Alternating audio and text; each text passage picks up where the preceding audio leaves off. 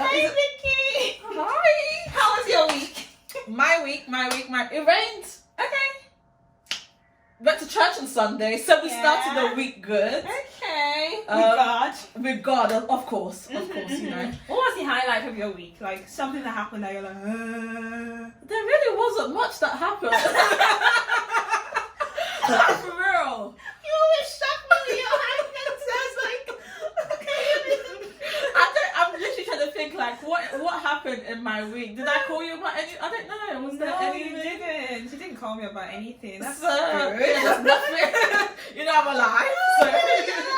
Wow. I haven't been kidnapped. I haven't been killed. So +1.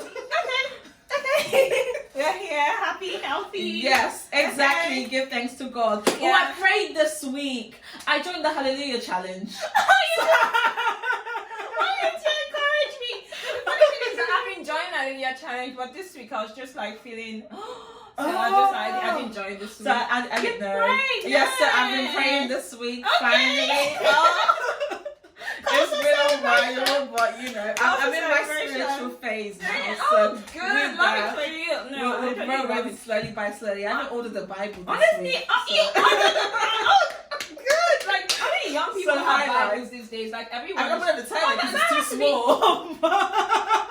I'll show you guys later, but it's literally like the size of my palm. It's so that's the thing with ordering things online. Like you do that, and then the size and then I'm still trying to keep it because I can take it everywhere. Yeah. It's usually annoying when ordering things online and whatnot. But good. Like many young people don't have like actual Bibles these days because it's like so bad. Yeah, and all that. So bad. I feel like, to be fair, there's nothing wrong with it. If you can access it through your phone, it's great. But I just find that I'm too distracted. Like, that's it. So in church, on Sunday, exactly. That's why I have a big Bible because, that way, So I can't. My attention span is so short. It's so bad, which is terrible in and of itself. But in church, it's not the best because my phone don't even turn off, so I can always it's on always. So the time's always there, so I can look at it and the moment I just see one. To be fair, most of my notifications are turned off. Yeah. Like unusual, but when you just see something, it's like now it's that time when everything's quiet and you're trying to focus on something. That's when you remember,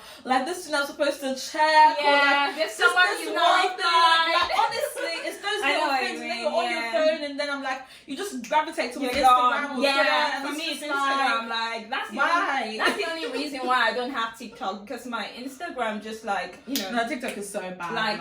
Because I'm always on Instagram anyway. So if I add TikTok to that mix, I don't know. You don't have time. When I go to work, you're gonna sleep at 4 o'clock and you justify sleeping at 4 o'clock. I'd rather watch reels on Instagram. Like that's bad enough because I just keep going. I've tried everything. I need exorcism at this point.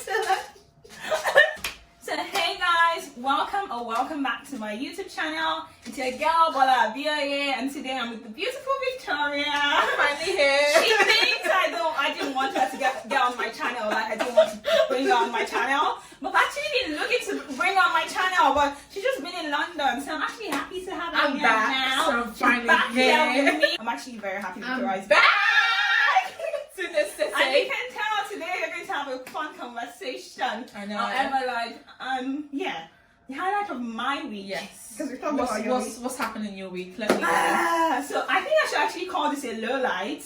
Okay, so it's not a highlight. Because this week, so it involves the cats. Okay, yeah, we the cats. Yeah. You know how I've been counting it for a particular 4 weeks to end? Yes. Yeah, so this is the end of the 2 weeks ago. 2 weeks ago. So I woke up Friday morning. Yay! I'm done with week 2, right? So I'm actually dragging myself out of bed because Wednesday, Thursday, Friday I finished by 6. So Wednesday, Thursday I finished by 6, 8 to 6. So I was really tired. Friday morning and so there's this thing that was playing in my mind when I woke up, or almost like as I was walking out to the door in the morning. So I'd already struggled to get my ass off the bed and blah blah blah blah blah. I got to the door and for some reason the thought just played in my mind, some things are playing in the background of your mind. So I thought about how my flatmate had told me that she saw the cats, okay, two weeks ago or something. This cat had followed them into we have an entrance entrance before the actual flat. Yeah, so, yeah, yeah. Like the So hallway. it's coming there. So yeah, they had like a drunk night out. So as they're coming in, so the cats came in with them, and they're like, "Oh, it is so cute." And No, it's not. well, I could relate. I could get into the feeling of what they were saying and all that. Like, okay, yeah. So my flatmates was like, "Oh, like." So cute that they just took the cat out. That someone that lived in our flats before in the past was probably feeding the cat before, and that's why the cat is like, yeah, this is like my second home or something. So kind of followed them in, so they put the cat out. So for some reason, that thought played in my mind again that morning as I was leaving. And the other thought that was playing in the background of my mind, you know, you're just going about your day now, and you're just thinking about things, background. And like the other thought that played out was like, there's this girl on Instagram that I follow, and she was saying, oh, they had found the cat in, you know, they had like God is telling you something. they had like a 3-story building or something. So like in middle floor, for some reason, their neighbor's cat was there, and they're like Nigerian, so they had to call like the firemen to get the cat out, which is like a bit dramatic for them, because like, just leave the cat. I've done that before. They can't, like, no, we won't touch the cat. Don't touch strange cats. Okay. Let's get to it. So like all the thoughts are playing in the background of my mind, and I walk to the door. I open the door. The cat is outside. I open the door, and the cat something black and floppy and like big tried to like force its way into our flat, and I'm like, ah! I'm just like screaming, and I'm like, I screamed in a way like, you know, maybe someone like to like, at gun points. Maybe I wouldn't scream at gun points, but you know, like maybe someone was about something happened. Something happened because it took like me and the cat like fighting. I was like, I didn't realize what it was in the moment. Like, you know when you're shocked and you're like, ah, the cat is like forcing itself in, and like anyway. I got out, and like the cat ran in, like really pushed its way in and all that. I'm just glad the cat was not hurt, because I was just scared. I wasn't trying to hurt. She wasn't trying to hurt a cat. No. I was just really scared. Anyway, I got out and I really screamed. So this is my flatmate said, "What?" and all that. So I ran into my car, about to drive to work. I'm like, you left the cat in the house. But like, bro, like the cat was probably trying to get out, because they'd probably been stuck in the hallway all night and trying to get out. So opening the door means, found my way out, right? Yeah. So later, when I asked my catmate, I found my housemates, not my catmates. My housemates, I found that the cat was stuck at the next door, like next possible door in the house, but it couldn't open it. So I now figured that the cat was actually trying to leave, but ended up running into our flat. So anyway, the cat was in the flat, scared, called up. Anyway, so I get into my car, I text my flatmates, and like, hey girls, like, it seems like there's a cat in the lounge. It seems you let the cat.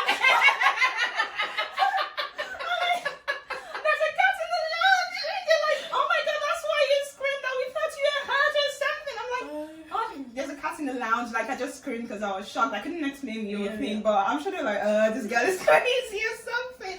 Anyway, they got the cat. She's like, oh, my housemate told me later, my flatmate, that she got the cat, and she like, you know, pets the cat. And guys, there's bed bugs around, okay? Strange animals come with diseases. Don't touch strange animals. Do not let them into your house. They will leave bed bugs, and what else do they come with? I think you can actually relate with me, because like you are like, you're like Nigerian, right? Yes. Nigerian-ish. I'm Nigerian, guys. I've got a Nigerian passport. Yeah. I'm Nigerian. Okay, so Nigerians and cats, like, it don't go. Nigeria, if you're Nigerian, you know what I mean. Like, leave a comment in the comment section. Like, oh my god, cats are like seen as evil. I was in Cyprus this summer. Yeah. It was everywhere. Yeah. It was everywhere. This is like Greece. So I was watching Real Housewives of Atlanta, and in Greece, like, they were like cats. Oh, I'm so sorry. Oh my god. I'm just like, no. I think we only have this perspective because we're Nigerian. We've been brought up in a different kind of community. Yeah, where some people actually love their pets. To be fair, yes. Really love their pets. But like, I think cats in particular, people see that there's a spiritual connotation to it, and like black cats, especially cats. Oh. Like there's spiritual connotation to it. Like that's it's a witch. Thinking. So like that's the thing with cats. Like people love their dogs and their cats. Yeah, of course. Like I think my best friend, she's such a big animal person. Yeah, like, she's but it's just like when it comes to big fan. Yeah. So yeah, it's just cats and like spiritual, like they witches. God is trying to tell you something. Go pray, girl. It was like that evil it's into your like, I was thinking about it and it happened. That was the scariest part for me, I think. No, 100% go pray. Yeah. Anyway, no, I'll take note of that. No, tomorrow's Sunday. Yeah, there you go. Alright. Anyway, getting into today's topic. Yeah. This actually brings me to today's topic, which is about like being Nigerian and growing up in Nigeria versus growing up in UK. There's giants of Africa. They're not the giants of Africa. Don't let's even get into that. Like Ghanaians, they like here. Maybe South Africans, because like, bro, like Nigeria is really like. Anyway, we can get into that today. So, getting into today's topic, we're going to talk about growing up in Nigeria versus growing up in the UK and how things play out. Because, like, I listen to podcasts here and I hear people talking about how, you know, they talk about growing up here, like, it's a totally different experience, especially as a black person. Like, I hear really pretty girls say things like they're wearing the beauty standard growing up, and I'm just like, what? Like, that doesn't make any sense to me. Like, I didn't have to go through that in Nigeria, and I feel like the bracket for beauty in Nigeria is like wider. Like, I have male friends that are attracted to different kinds of women, you know, like shapes, sizes, forms, complexion. So like, it's just like, I don't know because I didn't have that experience, it's just something I'd like to understand. Okay, so for a bit of context, I'm going to tell you my age because I'm young and beautiful. I moved here, so pre-teen, so the year before you turned a teen, so I was 12. Okay. That's all you're going to know. Yeah. So it wasn't that long ago, probably. I'm at uni, so you can work that out. Okay. Gen Z. It's given per.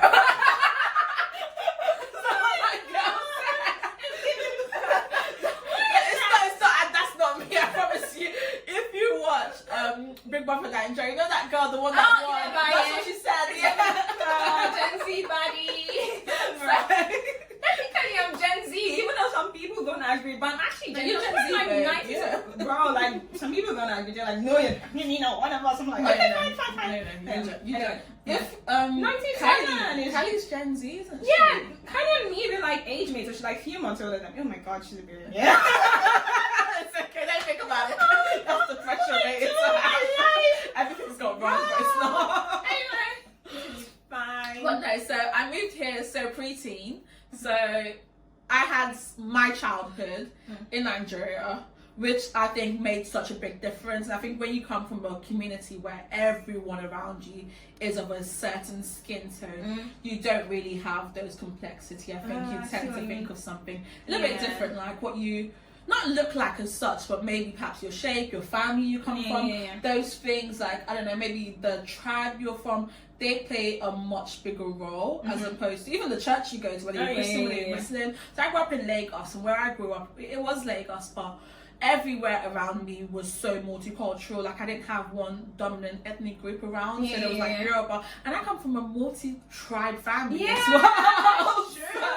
That's true. There wasn't really like a light skin type of thing, or like what is the beauty standard. I think I have had experiences with beauty standards, but I think overall, because everyone was a certain type of complexion, there really wasn't that that complexity I had growing up. I think when I moved to the UK, I went to a school, it wasn't predominantly black, it wasn't predominantly white. There was quite a mix. So again, I think I had pretty much quite a confident personality anyway, if you can't tell already. She turned out so well. That's why we need to know, how did you grow up? What was this secret mix? Who was it's Jesus, baby. It's Jesus. Okay, so I was already pretty confident as well. Like, I come from a family where people are very outspoken. You know, people around me, like, they made me feel like a queen and a princess. Yeah. So I feel like that makes a huge difference, like how people grow up, like family.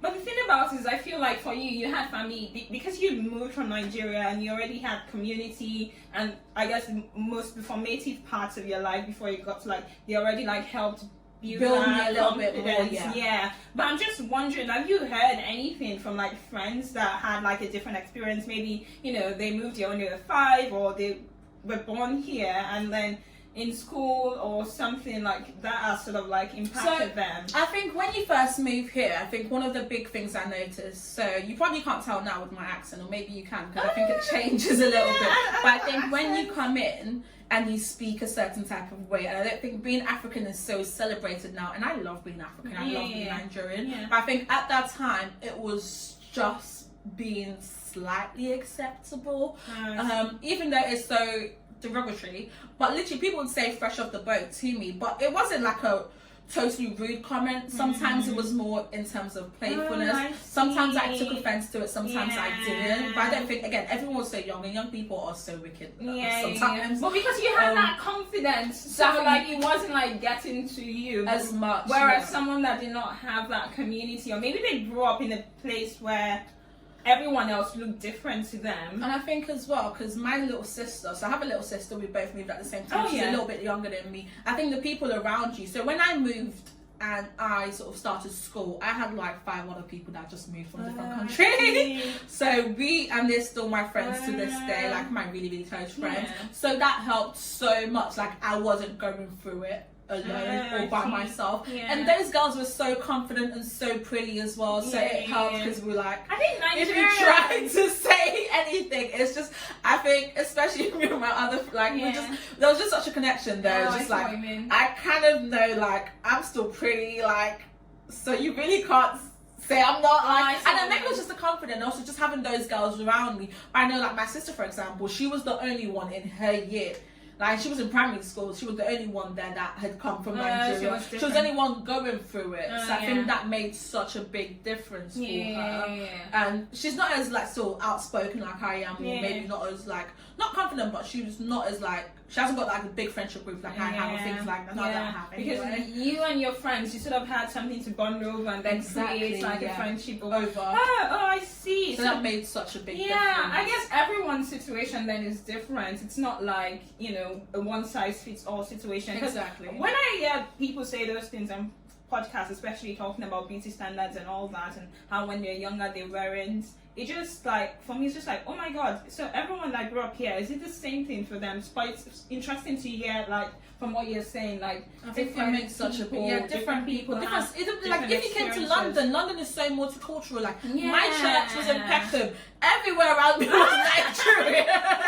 Like, the first church we ever came to, like, we didn't live in Peckham, but we literally travelled there because it had such a big, like, it was Nigerian, it was Redeemed, like my parents grew up in Redeemed, like I grew up there, so like we know there was a big Redeemed church there, so we went there, so like there was Nigerians around me, like, so maybe if you'd moved to a place like Exeter, for example, or like a place like the Midlands where it's predominantly white, you're the only black person, like that creates complex, and it's really difficult. And I go to like a predominantly like white university, like I see that, but I think I'm at such a stage now where it doesn't affect me. You're already confident, you're already like, and I've got my friends, like I came to university knowing I had friends back home, so it didn't really bother me as much. I was lucky enough to meet some people that I'm close to. A lot of them graduated now, but I still have those contacts, so it doesn't really like get to me like, oh, maybe I need a big friendship group like here, so I need to like conform myself to fit something that's here. So I'm like, I've sort of grown away from it, and it doesn't affect me as such. But if I'd moved somewhere like the Midlands, like I have a cousin that's in Manchester, and he's having such a different experience because he's probably the only black person in school. Like one of them, like maybe it's like just, his white area, because I know Manchester is very multicultural as well. So it's Manchester, but they Swindon. Like, I want to say it's a little bit further. I know, I see what you mean, like outskirts. Yeah, but, I know, I see what you mean. So I think like yeah. So in the end, like, it's not so scary then, because I'm like, oh my god, like being Nigerian, growing up Nigeria.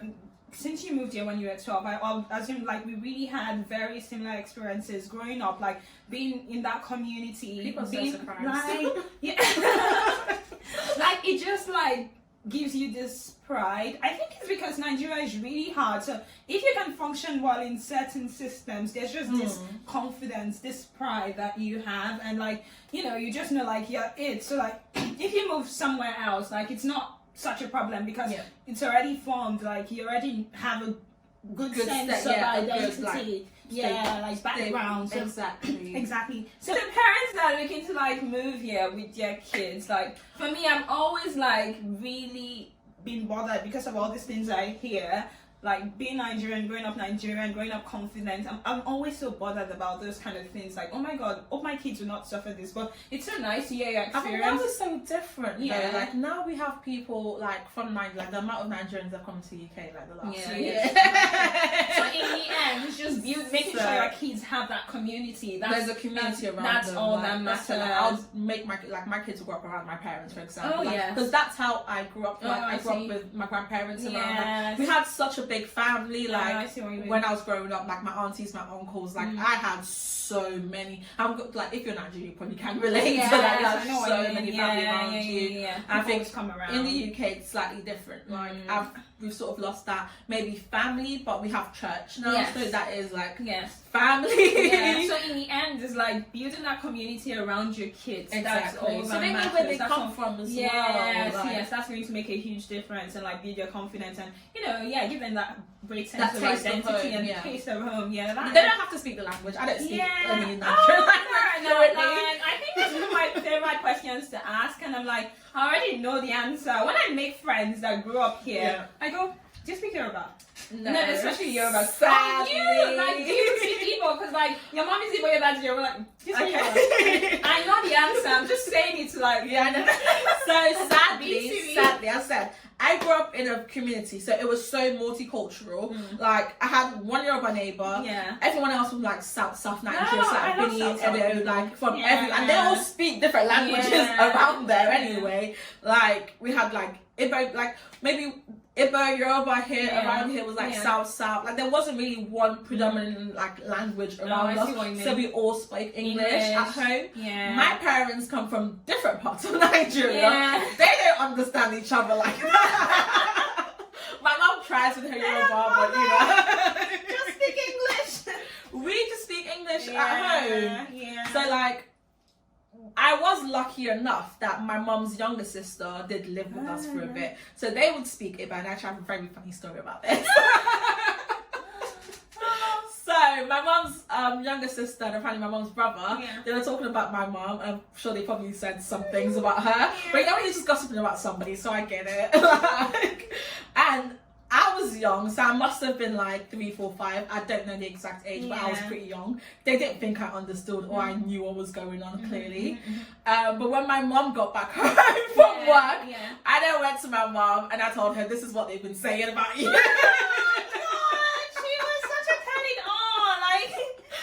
And they were speaking in Igbo, so they didn't even know I understood them. So you understood them in Igbo? Yeah. Igbo now. So yeah, I understand now. It's not as strong as it was, but like if you're speaking, like I will get some words. Maybe when I was 12, I understood it so much more. I have friends that grew up in Nigeria that they struggle with Igbo in particular, like even my mom's, I was especially closer to my mom's family because they lived closer to us. Yeah. So like I grew up understanding that I would spend Christmas, like every single Christmas of my life with my mom's family. Yeah. So like I just grew up around that. My sister doesn't understand anything. Yeah. But by the time she was growing up, like my auntie and uncle had moved out at this point, so it was just my mom and dad. So again, they didn't speak it. Yeah. It's just because my mom and her sister and her brother spoke the language, and I just picked it up. It wasn't like they were speaking it to me. So it wasn't like that. Fair enough. Yeah, as long as you can communicate in the end, like what does it matter? When I ask people, it's just even for the fun of it. It's not like a big deal.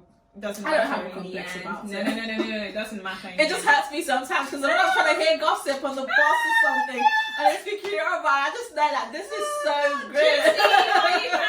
But I don't understand. It's sad. That's the moment I hate. Oh my god. And also if I marry a Yoruba man and the family's talking about me, I want to know what they're talking about. Okay, another interesting reason why I was interested in having this conversation with you is because like in like Black diaspora, I never really understood like the importance of like beauty standards. And so like moving here, I know I'm really hitting on this spot, and so I moved here and like and just watching, not necessarily because I moved here, but I was more exposed to like different ways of thinking and hearing people's experiences. So like even watching things, so then I was more interested in like black diaspora and understanding the different ways people grew up. So watching things like Real Housewives, which I'm obsessed with. So watching Real Housewives of Atlanta and Potomac, and hearing things like, oh, beauty standards and lighter skinned people, darker skinned people, and I was just like, yeah, like growing up Nigerian, like I know that people would say, you know, there was this thing about light skin and dark skin, but I had a different experience to it because I can remember in primary school, like twice, like for dramas and stuff, there was this girl that was like really light skinned. I think that's why they picked that to like compete against me for like a role. Obviously, I've always been like, I'm not classified light skin, but I'm something more like a caramel tone. So back then I was maybe even slightly lighter. And then this girl, we had this, you know, competition for drama. I think we played like Mary and Joseph. And Joseph was my crush anyway. So I was about to play Mary. So like he was going to hold me and that sort of thing. So I wasn't going to let her win anyway. But like we had to like compete against this, like to like see who wins. I think she also had a crush on him. Anyway, it doesn't matter, you won. No, I won, and like I was let play that role. So like twice I had one of that. So I think that was like a first experience for me. You know, these things playing your subconscious, but like you're not really thinking about it. You're not dipping in that deep, but like it's there in your subconscious. Like, why was this girl even picked in the first place? She's not the best fit to even compete against me. But I guess she just looked like, you know, bright and she was like light and cute and whatever. But like I was also very pretty too. Like I've done like pageants, like, you know, kiddies pageants and stuff. So like I didn't have a complex about it. So twice so that thing registered in my head, but it wasn't like too strong because I was picked over her like twice anyway. So it wasn't a problem for me. Do you know what I mean? But like I just realized that other people have different experiences. It really is different. That, and I'm just like interested in knowing that, especially watching Real Housewives, especially Potomac, hearing like producers gave her an edge because she was like a lighter skinned black woman and you know, darker skinned black woman. Yeah, what do you have to say about that? Did you have any similar experiences? So yeah, I did have similar experiences. So similar to you, I was also, when I was younger, doing pageants. I was on TV a little bit as well when I was younger. So get your bag.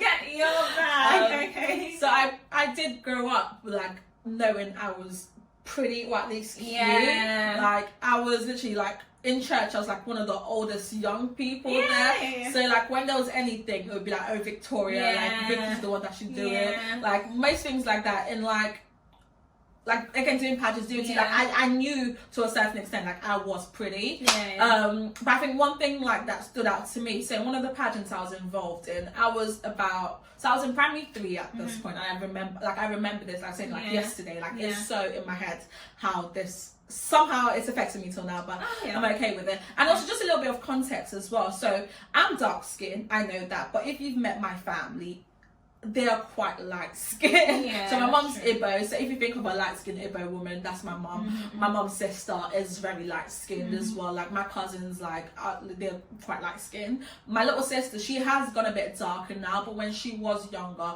she was like my mom. She was so light skinned. My dad's quite light skinned as well. So I was quite clearly at the time, and this is even with Nigerian sun and everything, like there was like a distinct, like she is clearly like darker, like I was dark. But it didn't really affect me as such. Like there would be little comments from like aunties that would come visit. So I said like most Christmas I'll spend it with my mom's family. So my mom's family are predominantly like lighter skinned. I'd have like people just know like, again, I knew like I wasn't ugly, so like let's put that way. So that I did know that, like I think even from when I was always young, like I knew like I wasn't ugly. Like I said, at church, like I just know like there were so many things. I went to quite a big Redeemed church in Lagos, so like I knew at church like I wasn't an ugly girl type of thing. Like, and also like in school, like boys and stuff, like you just know. Like you just subconsciously, like it was there. Maybe I acted like it sometimes, maybe I didn't, you know, I'm a girl or whatever. So, but like people literally come to my mom. So for Christmas, like Christmas time, I'd spend that predominantly with my mom's family. So we'd have like people they'll come in, like my mum's extended family, like cousins, whatever. They literally come to my mum's house, quite frankly, to tell her and question her, what is she doing about me? Like, is she not rubbing me cream? Like, why am I so dark skinned? Because compared to, say, I have another younger sister now, and she's perfect. I think she's perfect, and but like growing up, there was only 2 of us. Now there's 3. The more the merrier. I know. So there was only 2 of us at the time. So obviously, significantly compared to her, I was much darker skinned. Compared to, again, the rest of my family, I was a lot darker. So people literally come to my house and question my mum about what is she doing about me, like why am I so dark skinned, and just throw little comments here and there. But my mum never made it like significantly like why is Vic so dark? Thing. Like it was fine for her. And I think a part of that was just because maybe in her family as well, so there's about 7 or 6 of them, and one of her sisters, so everyone else is like lighter skinned like my mum. So imagine an Ibo family, they're quite light skinned. So just imagine that family, that's my mum's family. But she had one sister that was again significantly darker, and I always looked up to her and I thought she's so gorgeous. We would always say like we look like twins. So that's a lot of people would say like we looked the same. So I knew she was pretty, so that's all I needed in my head to know I was pretty as well. So again, like even when people make those comments, it was always like I just know I wasn't ugly. Like I know why they say this. Honestly, maybe if I was light skinned, I'll be a little bit prettier, but it still didn't affect me significantly enough to have a complex about it. I always, had a bit of that in Lagos, but still in Lagos, like where we are all like majority black. So it's like some people like lighter skinned women, some people like darker skinned women. That's fine. That's fine. And another experience I think that really shapes how I think about being lighter skinned, being darker skinned is in secondary school. So I had like this group of friends, a clique, had this clique, like it girl thing. Naza, Latifa, like we would just sit and analyze other girls in school because like people liked us. So, like, we'd just analyze other girls in school, like the class like below us, they really liked us, to warm up to us and stuff. It's giving it, girl. She's that girl. Oh my god. Honestly, I don't even know what was running through our heads then, but people actually liked us. So like we'd just be like, oh, like that girl is light skinned. Like we would say, oh, we'll try to say we are the prettiest girls in school. That's like, oh, we like to admire people's beauty. Let me just put it that way. So they say, oh, that girl, she's really pretty, but like the other girl in our class, she's dark skinned. Like the light girl is pretty, but you can't say she's prettier than dark skinned girl because she's lighter. So you tend to think, the way like when you see her first because of that brightness of her skin. I feel like even with using cameras and all that, with darker skinned people, you need more lightning and all that. But light skinned people, so it's just the same thing. When you see a light skinned person, like all their features like is just out there because like the color of their skin, and the dark person, it takes like 1 or 2 minutes for you to she's really pretty. So that happens sometimes. You know what I mean? And the thing about it is we're like, oh, but the other girl, she's dark skinned. You can't say the light skinned girl is prettier than her because she's light skinned. Maybe it's unfair on light skinned people, but it's just like, that's how we looked at I love that mentality. So I never really looked at them like lighter skinned people, like people that are really light skinned. And this is no shade to anyone that is light skinned. I think there are many pretty light skinned girls. Another thing was like the guy in my class that was like the most handsome guy. It was really good looking. He would say like, he liked dark skinned girls. Do you know what I mean? Like he would say he really likes me, and the fact that I'm dark skinned, like he would just like die for me. It just like it was really he was dramatic about it. Like his mouth was sweet, so let's just put it that way. Like is it Yoruba? No, it's not. It's like what you call a Yoruba demon today, but his name is Chukuma. So like evil, bro. Like anyway, so like it was really cool then. So that just like up things for me. So like. No, like people like dark skinned people and people like light skinned. So I never really understood that. So it's amazing you grew up with that, like for real.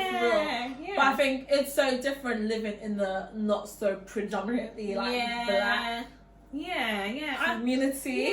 So in places like say America, where I don't think in America, for instance, black had ever been the beauty standards, and even today they're trying a little bit. But I don't think America's one of those places where, as a black woman, generally we wouldn't feel so comfortable. Bro, like frankly. it's so different in America. Why? I just can't. Even like I know I was making reference to Real Housewives, but that's just because there are like so many black women there, so you tend to hear about black women's problems there. So there are girls that grew up in Toronto. They're like, oh my god, our experiences are so different from people that grew up in America. I think America's such a weird place, and I think a lot of it has to do with American men at the same time. I don't think they do. So. I really again, I've not lived in America, but from just what I can see, I think and just my experience as a black woman in the UK, like my experience, like I have friends that have like just hearing from other people's experience, whether they've lived in Lagos, whether they've lived in Europe, like it's so different. Like when compared anyway to America. Americans and their troubles. Oh gosh, American troubles are like, oh my god, I don't want that. Like, so just like, why? I don't get it sometimes. I think it's their history and your slavery thing and all that was really bad there. So I think it's that mentality that is passed down from like generation to generation. It's just so I think it's and I think we can't escape the fact like it is in Nigeria. Nigeria is such a big market for bleaching cream, things like that. Like these things exist. Like people have a complex. Like in music videos, like whether we want to discuss it or not, and I'm ready to break that table. Break it, y'all. Come on, break it. But these artists, let's be real. Like let's be for real. A lot of them in their music videos don't exactly go for the don't exactly go for the dark skin girl. Like a lot of it, we saw the whole thing with like that gorgeous. She's so pretty as well. Like on Twitter, Yoruba Barb, like she's so gorgeous. Check her out. She's such a beautiful girl. And the whole thing with that artist, I can't even remember his name right now. But for real, these things happen. I don't know why people were so shocked about it. Arya Starr and Tyler. Yes, so both of them. Like I've seen things on Twitter. Again, this is Nigerian Twitter, so maybe I don't know. People discuss it here. Arya Starr is from Nigeria and Tyler is from South Africa. So I'm just wondering if South Africans. So, but I saw someone saying that Tyler is the girl that Arya Starr wants to be or something like that. I'm just like, what the hell is that? Like she's gorgeous. Like the girl. Both of them are pretty and they're both killing it. And it's Arya so Starr crazy. Is gorgeous. She's just like 19, 20 and and she's Tyler's so 21. pretty. She's amazing. I think she's done. I think they're both pretty girls. There's no need to compare them. But the comparison is they both have similar features, but obviously one of them's lighter and one of them's a little bit darker or has more African features and one of them's a little bit mixed race. For me, that's why Arya Starr wins. I think that's the mentality I grew up with. Maybe it's not right. Maybe people will come for me, but like that's the mentality I grew up with. It's not that she's darker and like you are comparing her to light skinned people that are like out there. I feel like that's why she's prettier. Like they're both gorgeous girls, and I don't think the comparison should even be a conversation. It's not it is, and the reason is, as far as I'm concerned, is because of the complexion of both of them. So whether we want to discuss it or not, like this is actually a real thing. People grew up with this complex, and I think people that maybe grew up in London, say in the 90s or in the early 2000s or whatever, where being black and being African really wasn't a thing. You had people, and I think even today, like I know some girls that want mixed race babies. Like it's crazy, but like these are things that people aspire, especially black men. But let's not go there. I'm giving self-hate, but it's just like your sister's a person. Like you got a mom, like especially if she's a black. Like it's a little bit like. I have nothing against like light-skinned people, and like if someone wants to like marry for love. And have mixed race babies, but that's not something to aspire to. Like, I need my baby to be mixed race. So marry. I don't know. I think we all aspire to like find love and be happy. Honestly, that is the goal. I think it actually is for some girls. It's mad. Like there's people. It's giving self-hate. It's giving I hate myself. 2023 is a little bit crazy. People is a little. I think a lot of our generation, Gen Z, whatever you want to call it. Even like people that are a bit older. As well, they're a little bit like. I think you have something to say about like the advertisement industry, like in Nigeria, pageants and like little girls. You have this story. I think so. I grew up, as I said, like I was in pageants quite a bit when I was younger, and I was on TV a little bit as well when I was like. She was a star, child star. Get your money. I mean, a lot of it has to do with my parents. Like I did like love the attention, not gonna lie, but my mom would always take me, like where we lived as well, like it's so far from like where a lot of the TV stations are in Lagos, which is like Lucky or VIs, whatever, and that's where AIT was at the time and stuff. So my mom would literally have to wake me up at like 4 o'clock, like we're leaving the house. If Lagos traffic, especially where we're coming from, it was something, okay? And she had her own business, but she'll still like leave it, and like she needs to get me here. So in my head, I always knew like I had to come out of these pageants. Like I can't just go there and waste my mom's time type of thing, or my dad's time. Like I have to go there and actually perform and like do well. And a lot of pageants at that time, it was split within age groups. I don't know if it's different now, but where like when I did it, like a lot of it was age group. And for this particular one, it was age groups. So they'll group you by your age, and there's like maybe like 10, 15 girls, whatever, like, and then they'll split you into your age, and then you go up to the like other room when it's time to like show and stuff with your number. So when they split us up, we're all in a room. It's like people, I was in primary 3, and this is how much I remember it. I know what the room looked like. I know how many tables there were in that room to today. I know what the lady looked like. So she was the main lady, like going around the different rooms, just checking everybody and like confirming the final people that will go up. And so when she came into our room, I swear to God, she looked at me and she pointed at me and said, "Her out." And told them to go get another girl, because obviously like you're not with your parents at the time, so you're alone in like the rooms and stuff. So she can do whatever she likes. She's in charge. Like exactly, it's so stupid, but you know whatever. So this is skin color. She did that. Like everyone else was light skinned, and the girl they brought was light skinned. May I ask? What was the color of this lady's skin? And she was dark skinned. She was dark skinned like me. That's all we need to know. She hates herself. Whatever her reasons were, but to me herself. at that age, it was only because of the color of my skin at the time.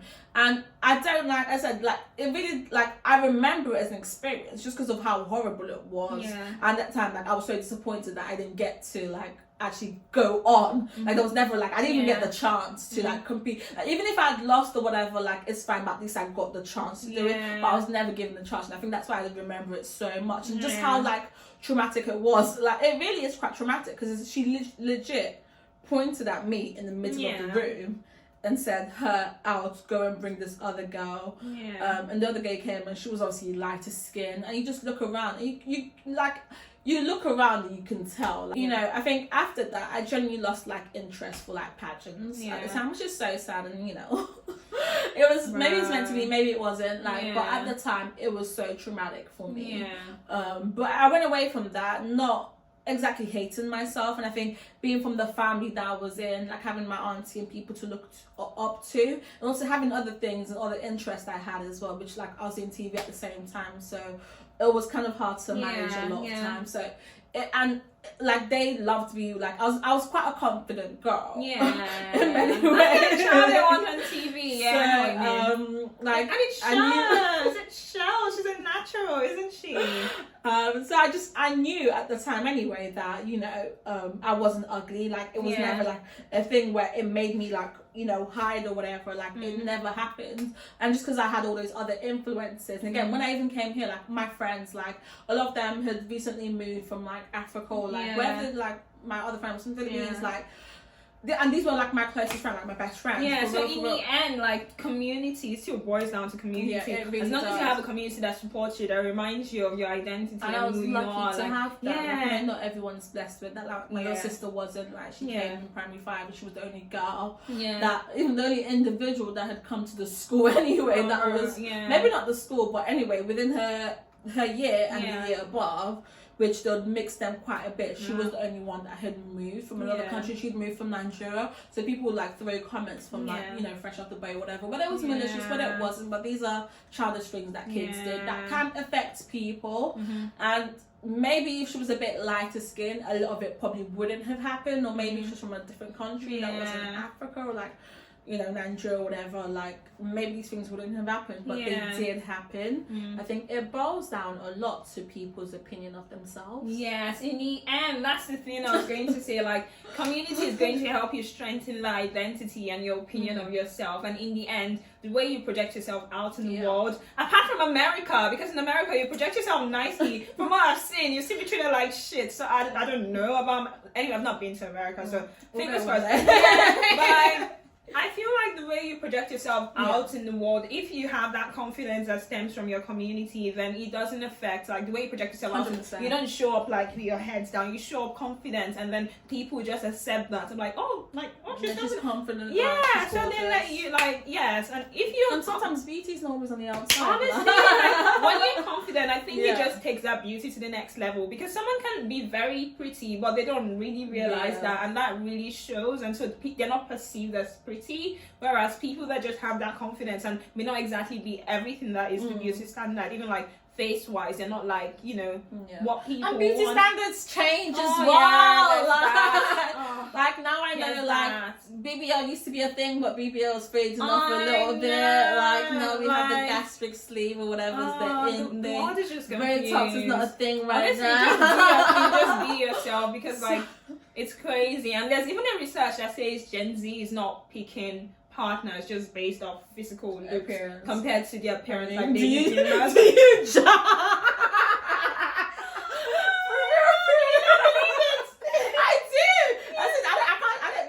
because let's be for real. And I don't blame men because So like Gen Z is, you're saying Gen Z may change the way things like are looking in the world now because like they did the research and like baby boomers and like millennials and all that, they're asking like pick people for like to go on dates with, and they pick based on looks. But Gen Z wanted to pick based on like how comfortable they feel. Oh really? With I like Gen Z. Gen Z pick based on how they feel around them. Do you validate me? Do you accept me for who I am? Like that's the woke generation that is saying like, oh, I'm like this, I'm like that. I want the world to accept me for this. So they want Gen Z picking people based on like how comfortable they feel with them. So more like personality traits versus like because the way Gen Z thinks is just like different. You know how Gen Z like challenges the corporate space and blah blah blah. Just like I'm out of here, leaving that job. Honestly, it's giving. So it's not. So I feel like we just have to like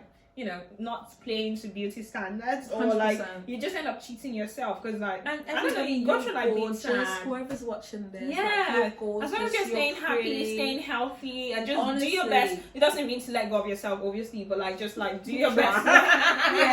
Do your best to like look good, but like don't play into anyone's. Oh, your nose should look like that, your face should look. Oh no, please. And honestly, if a man tells you like, or a girl tells you, you're like somebody else will. You know what they say? One man's poison is another man's medicine. Whatever it was.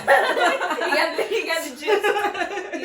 Just like that person's not for you. Yeah, and life is like that sometimes. So just move on to the next. Yeah, play to your type and like just. Yeah. But don't put it on somebody else. Like if you know someone's your type, go for your type. If they're not your type, don't put your type into like don't enforce them, tell them you're not good enough for me because that's so messed up. Yeah, what that does for people's psyche is just like crazy. Some people. Anyway, guys, thank you for tuning in. It's been fun. So this video has been a long time coming. Yeah, she said it like 5 times today. Anyway, like she's fun. I should have her more often. Yes. So let me know if you want me to come back. Yeah. Do you want anyone to know your Instagram, or you don't want people sliding your DMs? I mean, if you want.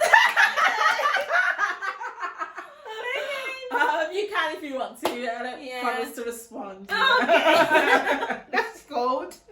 Okay. So where can we find you? On Instagram. I think that's probably the most. Is that where? How do they find you on Instagram? I'll tell her to put it on there. I can't remember my Instagram. I think I can't remember my Instagram handle. Like, bro, like what's going on? Okay, it's like something with Vicky. Yeah, it's Vicky, like, but she's hard to find. I'll leave it in the comment description box, and she'll put it there. Yeah, I'll put it there. By now, if you've been watching, why don't you subscribe? Honestly, like, what are you waiting for? Don't be a ghost. Yes, don't be a ghost. Confidence. Remember to subscribe, give this video a thumbs up, and share with friends, share with enemies. Share with people you love, the people you hate. There's another topic you want your boyfriend, your girlfriends, your husbands, your partners, blah, blah, blah. And let me know any your cousins, the people they even talk to, like your school pay. Okay, that's the end of this video. Thanks for tuning in. Bye. Bye.